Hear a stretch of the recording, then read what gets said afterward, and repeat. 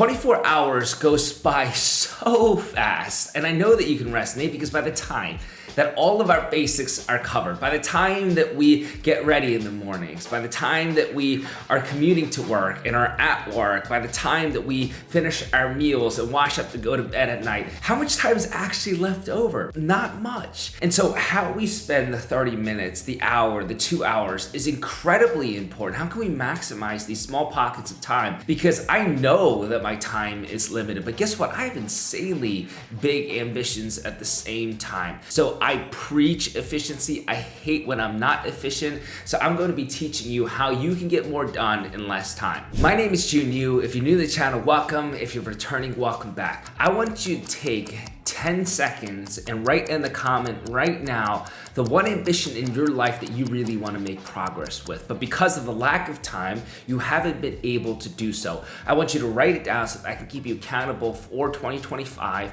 and hopefully these practical strategies will actually allow you to make progress on them, literally starting right away. And that's my goal for you in this video. So take the 10 seconds to write that. And by the end of this video, hopefully I'll be able to show you that it is possible to make progress with it. I'll be sure to read it and respond to you. If you have any questions at all, you can also leave them in the comments below. Give this video a thumbs up. And of course, subscribe. With that being said, sit back, relax, and enjoy this video. Number one, prioritize like a pro.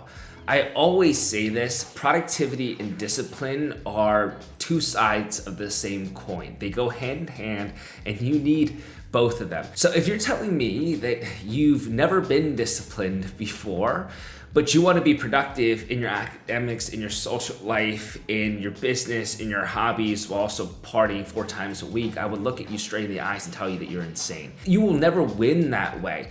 Once you do build up a level of discipline, you can absolutely have success in multiple domains simultaneously. But right now, if you are not disciplined, right now, if you are not being productive in the things that you said that you want to be productive in, it's okay because that's where we all start, but we have to be reasonable with ourselves. Just choose one domain and let's garner the confidence necessary to take the additional steps moving forward. What do I really mean by this? Well, what is that one ambition? When I told you to write that, there's a reason why I told you to write that in the comments. Let's choose that. Let's choose that and really prioritize our efforts in these small pockets of our time to actually making progress to that goal. Again, once you do make this success for it, you're going to realize that the confidence has now been established, also the positive momentum to perhaps stack multiple domains at once. But for right now, I need you to clearly understand that you're saying no to everything else. And I really mean that. I'm not the person that says you should say yes to everything in your life. And that's, I truly believe, a recipe for failure. Because there's no way with your limited energy, with your limited bandwidth, that you have the possibility to have success in all these domains right out of the get-go. No. Say no to everything else and prioritize that one initiative in every small pocket of your time. I mean, early mornings, late at night, throughout the weekends, those 30-minute, 45-minute pockets of time. I need you to work on this thing because once you do and you prioritize like a pro, and I say that very clearly because if you think about any professional athlete, think about the way that they're being successful in their sport. Are they being really good at multiple sports? No. Are they being really good at multiple positions? No. Do they choose that one position that they're good at? Usually, sometimes they have that one strength that they prioritize. Prioritize like a pro. I promise you it will take you far ways. Number 2, leverage Parkinson's law. This states that work expands the fill of the time allotted for it. So if you're not creating structure around your days, you are never going to see the success that you're looking for. And I want you to realize that this is a universal experience. This isn't necessarily just you. I was just at Red Bull Basement World Finals, meaning that there were 40 contestants from 40 countries, and they were their best young entrepreneurs with incredibly innovative ideas. And they, as entrepreneurs, realized the importance of Parkinson's law because they too are students. They too are working professionals. So if they don't curate the structure before their work or after their work or throughout the weekends or throughout their holidays, they'll never make progress on their entrepreneurship. And it's important that we understand this as a human behavioral issue. If we don't necessarily time block we will never see the success that we're looking for. I promise you that, and I've seen it over and over and over and over again. But time blocking is a skill. It's not meant for you to time block every minute of your day for just work. Time blocking should be with your rest and play. It should ensure that it's enjoyable, that it's practical, that's feasible, that you can stick to it long term. And I promise that you'll get better at that if you set this initiative that you really will prioritize this skill and the development of it. I want you to begin time blocking for this new year.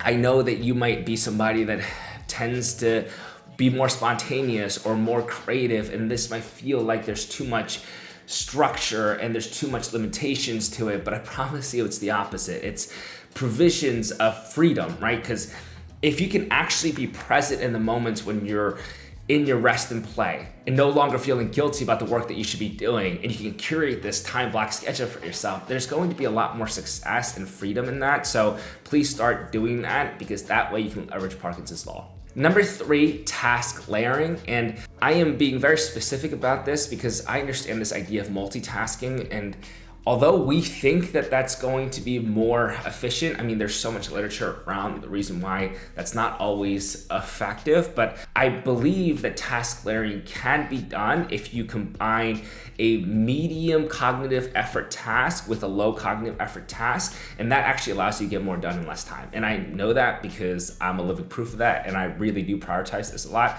So what do I mean by this? Well, when I'm perhaps on my runs, right, when I run daily, usually I will run without music, I'll run without necessarily consuming anything, but in certain moments, especially during my final season, what did I do? I had voice messages that I was recording for myself, and in it I was going through active recall questions, and I was listening through that while my runs were happening, right? So those are 2 different tasks that have 2 different levels of cognitive effort. The listening and the actual practice of the active recall questions, that's a medium effort task. And then the running, I don't have to even think about that, right? That's a subconscious habit. I know how to run. I understand my gait cycles. So that's not necessarily requiring me to think. But when I do both of them, I'm getting more done in less time.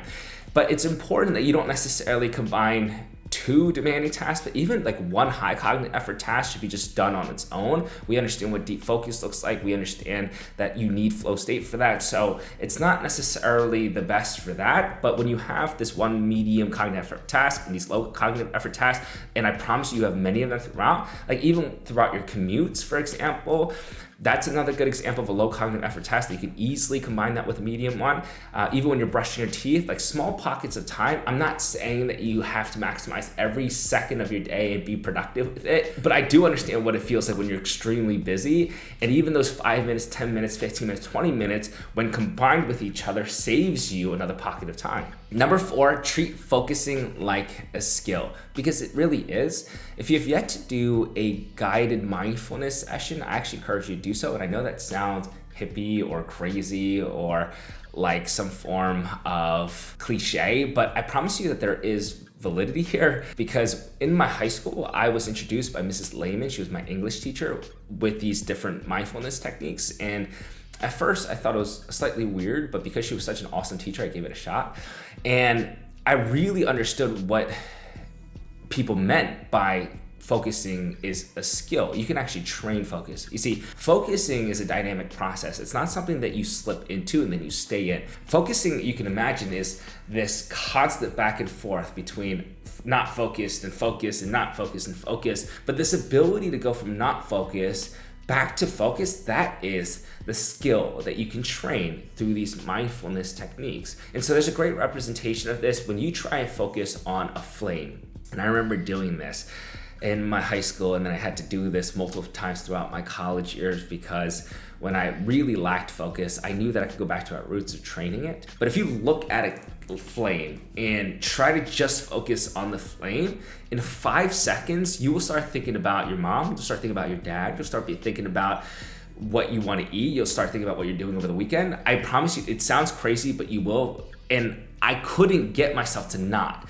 But the whole idea of those mindfulness techniques aren't necessarily to say that those distractions won't come into your brain, but it's actually to bring your attention back. And the longer you train this for, the better you get at actually staying focused. So maybe that 5 seconds turns into 20 minutes, but also the ability to come back when you are distracted is a lot quicker too. So that's how you teach and how you train this skill of focusing. So I want you to treat it like this because it does make it a lot more attainable. Number 5, the 2-minute rule. If any task is going to take you 2 minutes or less, just get it done right there in the moment. I am really trying to prioritize this for the remaining time in 2024 and through 2025 because I have been horrible at this, especially when it comes down to texting or communication of any form. I am the worst texter and I really hate that about myself. Like I really wish that I was better at that, but that's because I have this anxiety associated with it, I believe, and I will delay it and tell myself that no, I will respond to all those messages and batch it, but I don't necessarily do that very well because my days tend to be really busy and chaotic, and then when it gets to the end of the day, I don't necessarily prioritize those messages anymore, and then they continuously pile up, and then I get more anxious because I haven't responded to them, and I feel like a horrible person. It just is this horrible cycle. When I knew that responding to the message would literally take me probably 20 seconds in the moment. So now I'm really trying to get better at that, and I think that I'm becoming much more productive, right? So even when, let's say, my editors or anyone from my team needs something, usually I'm like thinking about the response. I'm like, oh, maybe this isn't the best way to craft that response, maybe, and then I take too long and then I get really worked up and anxious about it and I delay it. Instead, now I'm just like, blah, blah, blah. And sometimes there's typos on it. Sometimes I'm sending them in like 10 messages back to back to back to back and like a few words at a time. But I'm realizing when I get in the habit of just training myself to say the thing, usually my team understands me really well anyways, right? Like I don't need to craft it perfectly, but it's the efficiency that matters. And I really do believe when you implement the 2-minute rule, a lot of things tend to declutter on its own. And we sometimes forget what happens where we store information into our brains and we have very limited capacity in our working memory. So even small things like, yeah, I'm gonna remember to text my friends back takes up space in our brains. So the more now that I focus on getting the task done right when it comes through at real time, the better off I have been, right? So I'm going to continuously practice with this and experiment with it. And I hope that I continuously have positive experiences with it, but I'll be sure to keep you updated on it. But it's something that's been newly introduced to my life and I have found some positive benefits for it. So I encourage you to try. With that being said, that wraps up the 5 tips that will allow you to get more done in less time. And hopefully you realize that, yeah, it's not that overwhelming. You know what? We can maximize these small pockets of time because we deserve to be successful even if we don't necessarily have an entire day to allocate for these initiatives. And I think that you're going to have a lot of success once you implement these strategies.